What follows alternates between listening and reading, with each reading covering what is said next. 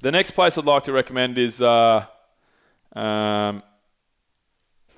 So Vietnam is,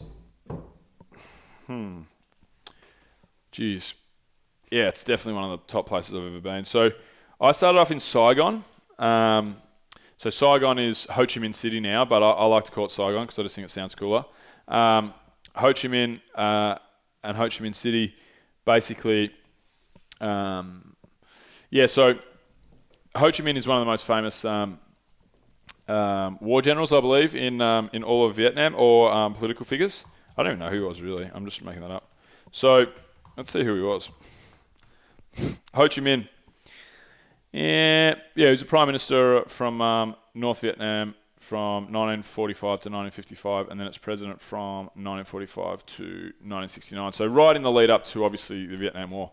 So Ho Chi Minh, the city is named after Ho Chi Minh. But yeah, let's call it Saigon. So Saigon is really amazing. It's a big, bustling, dirty kind of city. Like, not dirty, but like, you know those cities where they're filled with smog, people are tooting their horns all the time, it's hot and combusted and whatever. It's just combusted. Fuck, I don't know if that's the right word. It's just, but it's got something about it. You know, it's got great food, bit of nightlife. And one of the things that it has is, it has nangs, actually, which is, I made a note here about nangs. Nangs are the, when you breathe in the helium, the laughing gas. And I had a go at that when I was over there, and whoa, Jesus Christ. I thought I was going to die. Anyway, so they have the War Museum. So for most of the Western world, particularly Americans, Australians, so on and so forth, we all talk about the Vietnam War. So obviously, the Vietnamese aren't going to call their war the Vietnam War. That would be a bit weird. So they call it the American War, funny enough.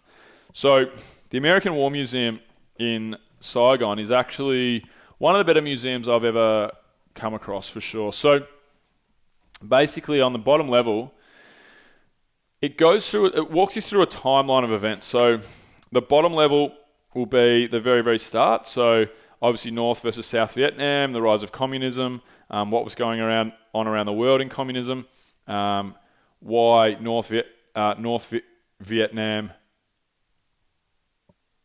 why South Vietnam were communist, and communism. So why they were communists, and how it was all kind of building. So it might have been North Vietnam. I'm pretty sure it was South Vietnam that was. So,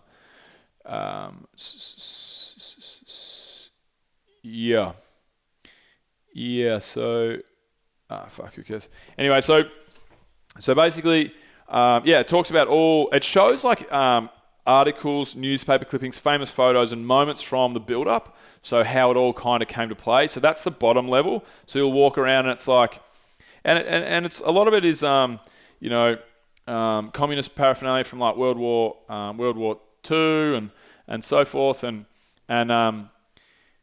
it's just really interesting. So then you'll go up and you'll start to see, okay, cool, here's the start of the fighting, how it all kicked off. This is why America became involved, and more. It's more of a story. So the first couple of levels are a story, and then you get up to the third level and you have different elements. It's all basically telling a story in the most. It's basically a timeline of what happened with the war. So, but there's actually a couple of areas that are unique. So there'll be like heroes of the American War, and there'll be one room that'll be, I can't remember if there's a heroes room, but say, for example, I think there is. So like a heroes room, which shows all different photos, images, and stories from like the heroes of Vietnam. And then there's also a room that is the Agent Orange room. So this for sure is one of the biggest eye-opening experiences I've had in my life. And I would say that it would be akin to potentially going and seeing the gas chambers, going and seeing Auschwitz and so forth. That's more like you're in it and you would feel, I haven't been there, but you would feel, people talk about like feeling the ghosts of what happened in the Holocaust and so forth at places like Auschwitz. That's not really what happens in the museum, obviously, with the Agent Orange room, but to stand there and see hundreds of images of what happened to Agent Orange victims throughout the American War is gut-wrenching. It's really hard. It's really hard to see, for sure.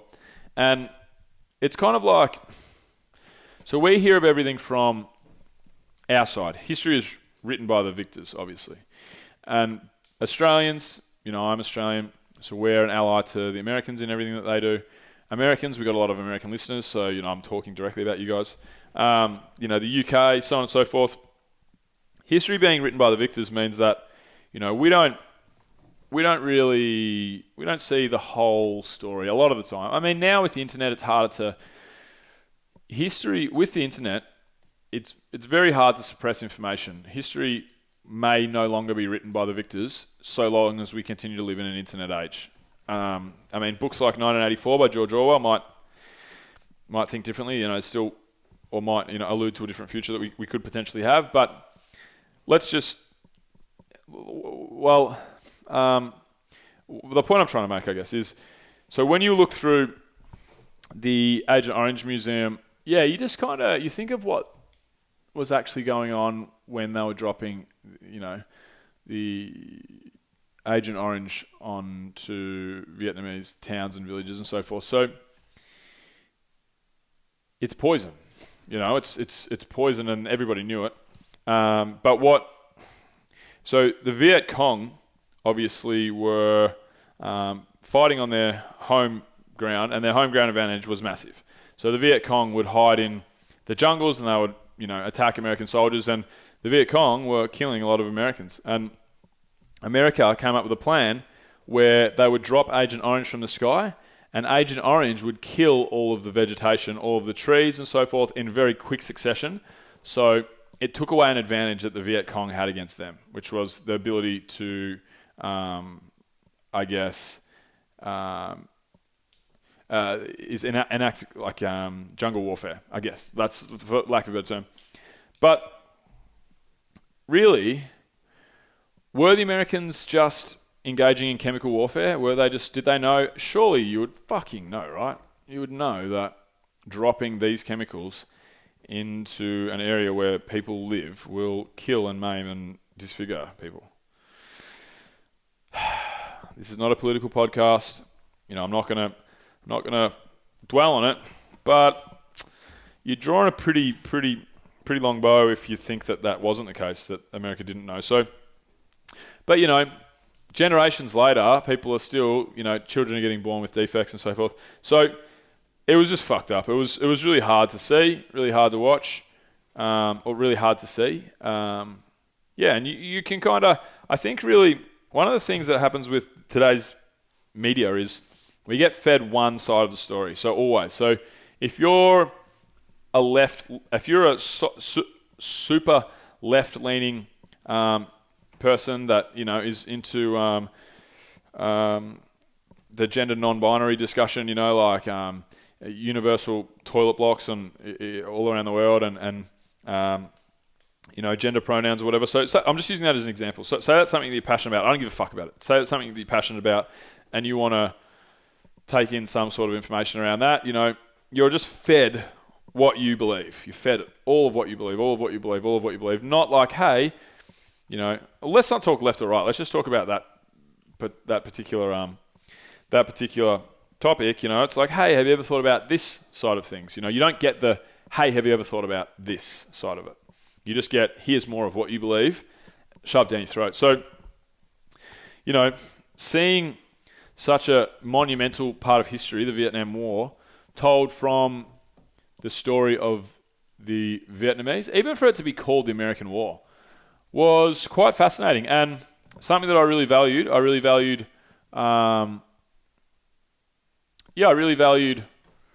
learning about it and seeing it from the other side, because I think it's healthy to do so. So, I'm sure both sides enacted major atrocities against each other. I'm not saying that the Americans, were worse than the Vietnamese or whatever. I'm not making any statement like that. It's just yeah, it is very healthy and very interesting to see things from both sides. So, but yeah, I was in Saigon. So when I was in Vietnam, so one of the most common ways to travel Vietnam is to do it via a motorbike.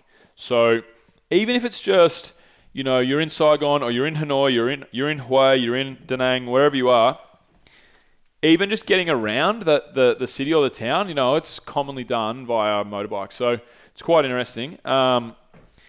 Because that's not really how you do it in Thailand and Bali, or Bali scooters and stuff, but it's really weird. It's just, it's really, really motorbike heavy, and I don't really know why. I think it's just, I guess, something catches on, and then it becomes a thing, and then it goes from there. So I rode from Saigon to Hanoi, so I rode the whole length of the country, and people do it all the time. People commonly do it. But what I would say to anyone that would think to do it is, I rolled into this hostel in Saigon and I started talking to these two young lads, German fellas, and they were sleeping. They were just like, they weren't asleep. They were kind of like relaxing, and I kind of rolled in really excited, like, hey guys, what's going on? How are you? And they'd actually gone from one end to the other as well. And I said, oh, really cool. How long did you have? And they're like, oh, we had 30 days, 28 days. And I was like, oh, sweet. Was that enough time? They're like, nah. Our bodies are smashed.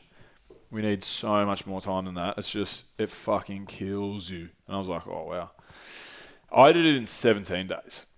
And I'm not saying I'm a hero. I'm saying I'm an idiot, really. So I knew that once I got about halfway through that the ride, that I was going to have to ride most of the way. It wasn't going to be much stopping, many like 2 or 3 days in, this area, so on and so forth. But I decided, okay, cool. While I was riding, I was like, right, what am I trying to do here? Am I trying to enjoy Vietnam like a tourist and stop at a number of different destinations and maybe make it half the way of the length of the country from Saigon to maybe Hue in the middle? Or am I trying to ride the length of the country to complete this motorbike ride that I want to do? And at the time, I thought to myself, you know what? It's the latter. I'm going to try and just complete this ride the length of the country, and it's going to be awesome. So that's what I did. If I was to do it again, which I will do some part of riding Vietnam again, for sure, it was one of the best trips I've ever done, I would give myself more time for sure, because riding smashes your body. It really, really does smash your body. But a lot of people will, so something that I could have done in 17 days is, say Hue in the middle. There's a city called Hue in the middle.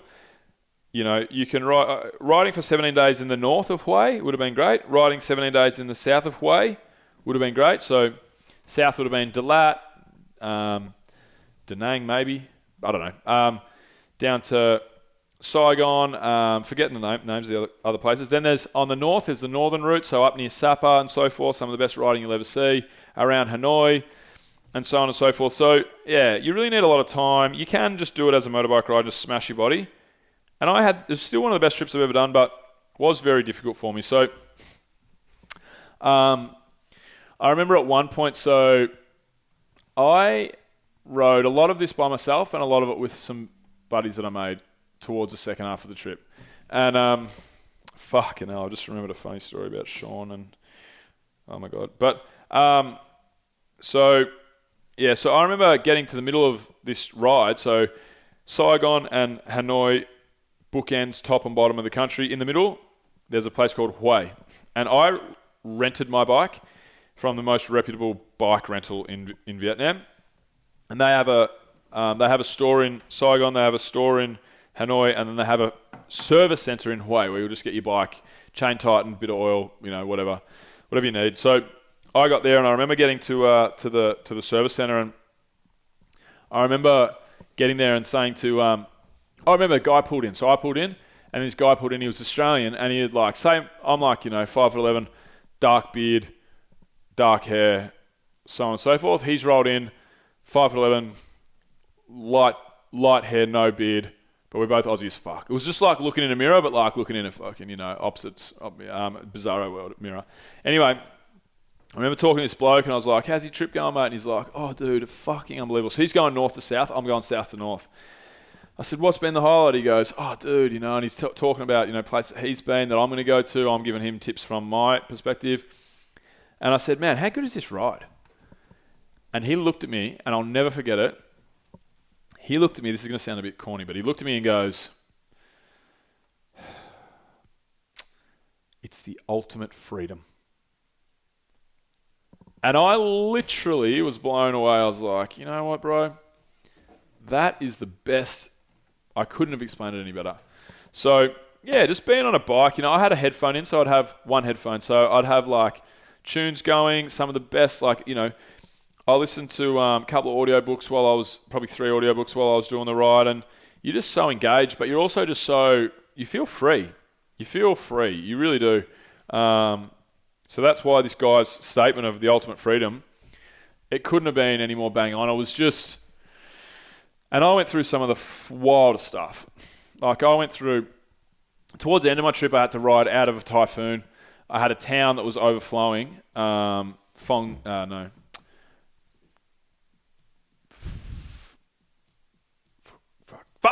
Damn. I don't know what it's called. But that's really pissed me off now. That's really pissing me off. Anyway, the town was overflowing. I had to flee from I had to ride out of a town before it was underwater. I had times where I was riding in the darkness of night. I had no battery. The battery on my phone had died, so I had no GPS. And I didn't know where I was going to stay. And I was riding in a torrential downpour, and the fucking light on my bike would go about 2 meters.